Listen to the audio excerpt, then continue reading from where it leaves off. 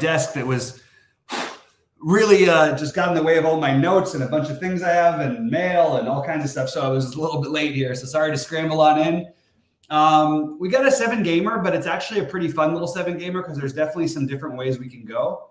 I'm going to pull up the DraftKings because we didn't do a morning show, which is going to be the case. Like when we have an early slate that's pretty big and then a main slate that's pretty big, we're going to do a live for the main slate and a live for the early slate.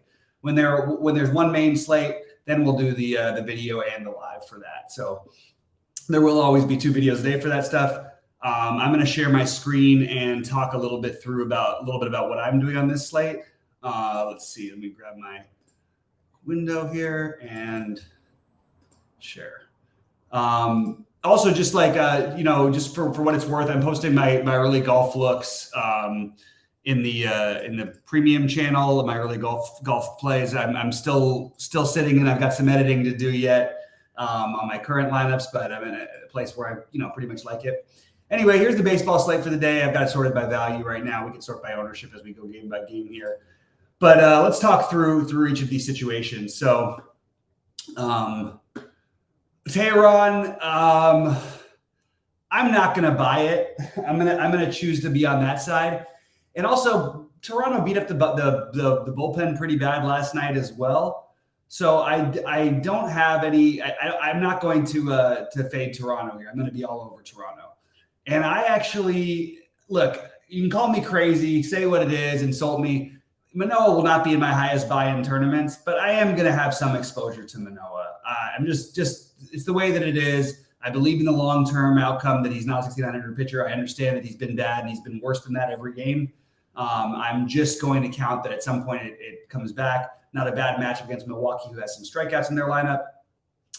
And I'm willing to take some shots there. Not a huge amount, but I'm willing to take some shots. I have the Blue Jays #1 overall. I understand that Milwaukee has a good bullpen, but kind of beaten up last night. Although if you look, the bullpen actually, when they pitched 6 scoreless last night, so a little or 5 scoreless, just a little annoying there because I had the Toronto stacks that were in all my cashing lineups, and they just didn't do anything really after the 3rd inning. Hardly, I don't think. Maybe 1 run they scored after that. So yeah, I'm interested in everybody. I like that Chapman and Witt will be a little bit lower owned. I don't mind including Kiermaier in stacks. Never have, never will mind it. And they are my favorite stack today. I understand there's some chalk, but there's only 7 games. And can we get different in our other spots is the question. So then we get over to New York and Philadelphia. And I am confused at the total of this game because I actually think Philadelphia is a tremendously good stack. Now, it is New York. It's a worse hitter's park. It's only 68 degrees, not 85 like some of the other games we have. And the Mets, though, I mean, who would have thought Aaron Nolan basically a pick'em versus Carrasco, who hasn't looked like anything really. I'm not going to play Carrasco. It's a similar type of play to the Manoah play. To me, he looks more broken, and Philly is a tougher matchup. So I will skip Carrasco. I will have some Nola, and I am actually fairly high on Philadelphia tonight. They're hard to get in. They're expensive. But maybe you use them more as a mini stack, or you find a way to play Brandon Marsh and one of Sosa or Clemens down at the bottom of the order, because that's sort of the only way that you can kind of get them with 2 good pitchers. But again, maybe if you did a spend down, maybe this is the spot you could do it with. I do like Philadelphia. They are in the top 3 for me tonight. And this game is sort of all in all, like it's just like it's like number 3 on its own, but it's just really the game. I'm not actually on DraftKings interested in stacking as much as I am on FanDuel. I think it's completely fine to stack on both sides, just to get into some of the pricing for Boston. And you do have some value options with Refsnyder in the lineup today. But it's overall, like, I mean, you're paying a lot for guys outside of Yoshida and Devers who aren't going to be terrific fantasy producers in general. They are going to be the most popular stack on the slate, so I'm trying to get less exposure. I think stacking them on FanDuel without Devers is one interesting route to go. Maybe you play 2 other third basemen other than Devers. That's something you could consider in your builds as a way to get different with the stack. But certainly on paper, they look like a very good stack. From what I remember, it's a nice warm day in Boston with the winds blowing out to left. Hard to imagine there won't be some runs scored here. Uh, Against Paxton, I'm not getting to maybe as much as other people are. I do think it's hard to ignore the value of Kevin Newman and Matt McClain. So one of those guys, and also it fits a shortstop position that sort of you're in a tier. You know, you got these guys and Kike as the three that I like. So I'm good. I'm okay with it. I don't think I'm going full stack, and I actually think there's an argument in large field tournaments for Paxton, and I guess he's going to be pretty popular in small field as well. Great strikeout rate. And look, if you're not hitting the ball, it doesn't matter what the weather and the wind's like because it's not going to go anywhere. So pretty simple stuff. But yeah, that's anyway. My number one pitcher on the slate is Hunter Brown.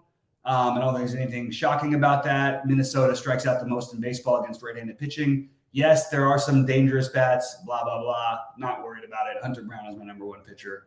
And is there a risk? Sure. There always is a risk. We see it happen every day, but I'm in on it.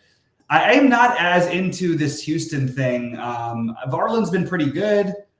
Sure, Houston could be, you know, they're low owned on a small slate. They could use that as a reason to play them. Not all that excited about it myself. Yankees in Seattle. I wouldn't mind. So I've got some George Kirby. He's my number two pitcher right now. I don't love actually, I think Nola on DraftKings I may use a little more than Kirby just to get a little bit off the chalk with my Toronto stacks. And then Clark Schmidt is in play. I would rather take shots on the other cheaper guys and save more money. And I think there's an argument, not for a Seattle stack, but for any of these. I think everybody on Seattle is completely in play. Just put it that way. I think it's a spot where you could look for a cheap one-off. Not even a cheap one-off, just a one-off that you like. I think Kalenic is probably my favorite play if I had to pick one from Seattle. With Arizona and Colorado, you do have the roof open, so good hitting conditions again. I think that Arizona is completely viable. Because I'm playing Toronto basically all over the place, kind of having a hard time getting their stack in because of the chalk. I don't think I can. I mean, Lamet, it's going to be a bullpen game. It's bad bullpen, sure, but like I think it's getting a little bit too much owned for my liking. So I am going to side more with Toronto than Arizona and Boston. I'm going to side with Philadelphia for pieces and seeing if I can get a nice little 5-3 with Toronto or a 4-4. And even on FanDuel, like a 4-2, a 4-3 with Philly or a 4-2-2 with Philly, Boston, with Philly being the main stack, and then maybe a couple from Toronto. That stuff like that is stuff I'm playing around with. Sure, there's nothing wrong with Arizona tonight. I personally am probably going to go and be more on the fade side than on the play side. If you do play any of them, I would play Lourdes Gurriel because of his lowered ownership compared to the rest of them. I guess Rojas is pretty reasonable too. Both Gurriel and Rojas lowish owned. I wish they would play that Perdomo at the top of the lineup because actually that kid's going to be pretty good. All right, you guys pop in questions and thoughts, and we'll talk about the rest of the slate. As of right now, my builds, for those of you who saw them, the only difference that I made was I swabbed Gavin Biggio in for a combo stack that I had with the chalky teams, the Red Sox and Blue Jays, and I'm gonna have to change that. So just want to reiterate, I would like to try to play Toronto, and I would like to try to do it while trying to get exposure to Philadelphia if you can find a way to do it. The value savers are really just Kirk and Kiermaier and Biggio here. Oh, Varsho's cheap enough now too. He's going to be super popular after really struggling most of the year. Pretty interesting to see where Sabersim has him versus Goldie. Goldie, I don't think has pushed his afternoon projections yet. Let's see where Goldie's afternoon projections come in, and interesting to check out before lock because Goldie's pretty good about that stuff, and he'll have the industry aggregate. It'll be the most accurate projections in the industry. So there's that. Guys, why don't you guys let me know what you're doing, what you're thinking, any questions, any thoughts, please hit the like button. We appreciate that. But that's sort of my little rundown of it right now. Right now I'm Hunter Brown on FanDuel. I'm Hunter Brown and George Kirby. On DraftKings, Hunter Brown, Aaron Nola, Kirby, Manoah, Nola, Brown, and Kirby. Brown being my highest owned, Manoah being my lowest owned. That's the way I'm doing it tonight. I actually thought people would be a little bit more afraid to play Kirby after a rough start and after the Yankees lit up.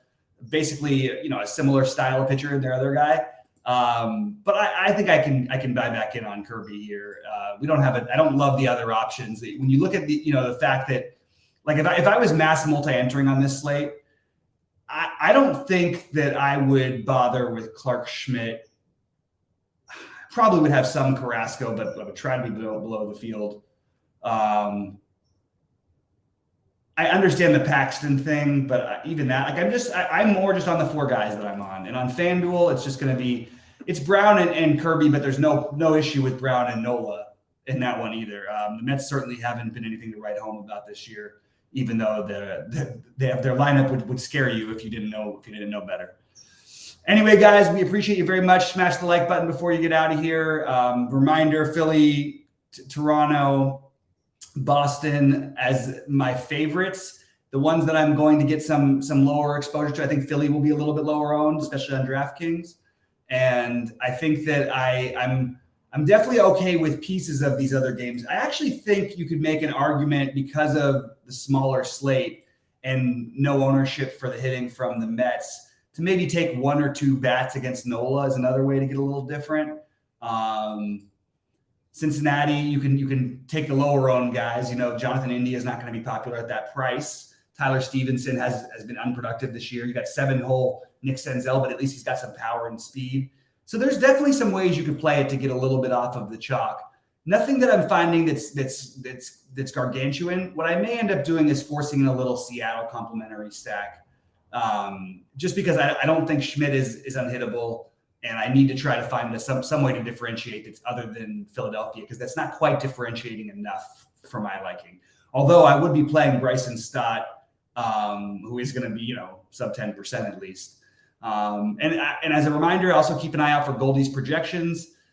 We should have sheets back more consistently pretty soon. I will be covering NBA and MLB tomorrow night because it's the first game of the finals, and I'm probably going to max enter the big one.